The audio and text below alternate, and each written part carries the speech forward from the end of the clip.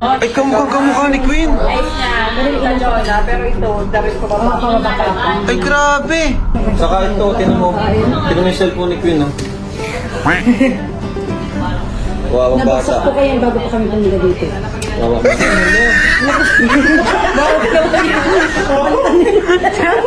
Bale, may bigay naman kami sa inyo.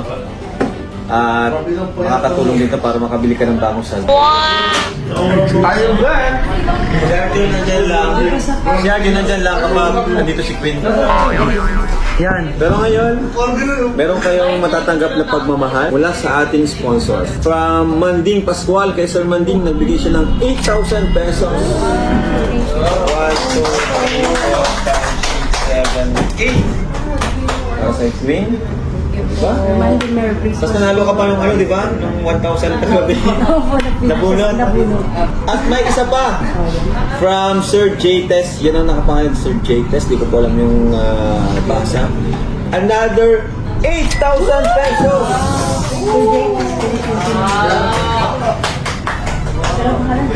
7, 8. Ayan, kapag 16,000 no? From Sir Jades, yun lang na gano'n nakalista. Actually, medyo matagal na nga ito. Pasensya na po kasi ngayon lang kami nagkita ni Queen.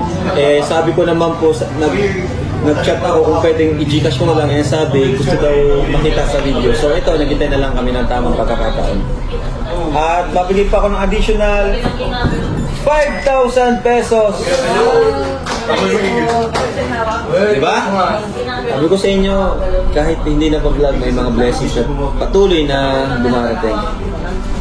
So, nasa total ng 21,000 pesos. Palakpakan natin si Lord kasi blessings na siya. Pwede ka naman kumuha ng hulugang salp. Baka naman. Pero ano, alay mo naman may magregalo sa'yo, di ba? Si nanay. Nay, regaluhan mo siya. So, ano mas sabihin ko yan sa mga nagbigay? Hindi ko po yun ini-expect kasi matagal na nga po hindi po na-vlog ganun. Thank you so much po sa mga nagbigay kasi akala ko po talaga, wala po tayo sa akin mag-sponsor. Pero thank you so much po kasi malaking tulong po para sa akin. Basta yung payo ko lang, di ba, sa mga kagaya mo Kalingap Angels, di lang naman ikaw lahat.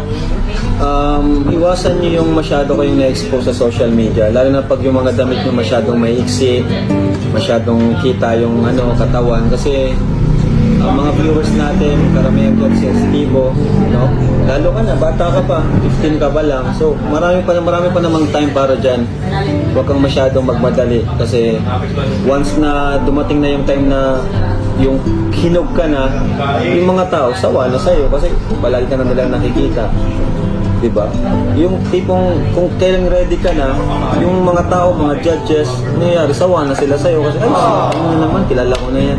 So mas better pa rin yung magkaroon ka ng break na mag-ano muna ako. Ang gawin mo, mag-training ka, tapos pag yung 18 ka na, doon ka sumabak. Kagaya nila si Bridget baga, 18 lang siya nagparasali. So ang gawin, mag-training ka, mag-aral ka kung paano maglakad. So, pwede ka man sumali, pero wag lang yung halos palagi na lang. Kasi sa totoo lang, ang mga manonood, nasasawa din sila, di ba? So, pag i-vlog ka na namin, wala na silang gana kasi, ay, nakita ko na yan. Tapos, yun, masyadong di ba, yung sinusuot nga, hindi simple. So, yun lang naman ang advice ko. Di lang naman sa'yo, pati sa ibang mga Kalingap Angels na iwasan yung mga ganon na palagi silang nakikita sa okay lang yung bihira. So yun, and congrats at Happy New Year. Kaya rin po. Merry